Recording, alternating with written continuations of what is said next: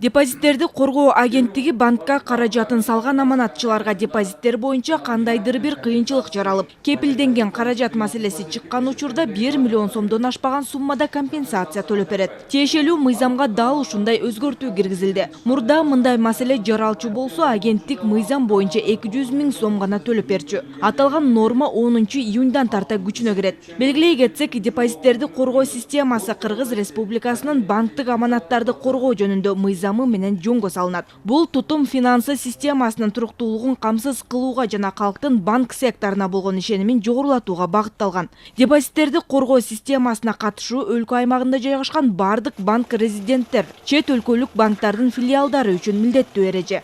Учурда депозиттерди коргоо системасына 23 коммерциялык банк жана 1 микрофинансылык компания жана 1 турак жай сактык кредиттик компаниясы кирген. 10 июня 2023 года данный закон вступает в силу. 10 июндан тартып аманатчы акча салган банк же финансы кредиттик уюм банкроттукка учураса, башкача айтканда, кепилдик учуру келип чыкса, агенттик аманатчыга 1 миллион сомдон ашпаган керемте төлөп берет. Буга чейин 200 000 сомдон ашпаган керемте төлөнүп келген. Кыргыз Республикасынын депозиттерди коргоо агенттиги 2008 жылы жеке адамдардын коммерциялык банктардагы аманатын милдеттүү түрдө коргоо системасын киргизүү максатында түзүлгөн. Депозиттерди коргоо системасына кирген банктардын, микрофинансылык компаниялардын жана турак жай сактык кредиттик компаниялардын аманатчыларынын кызыкчылыктарын коргоого багытталган.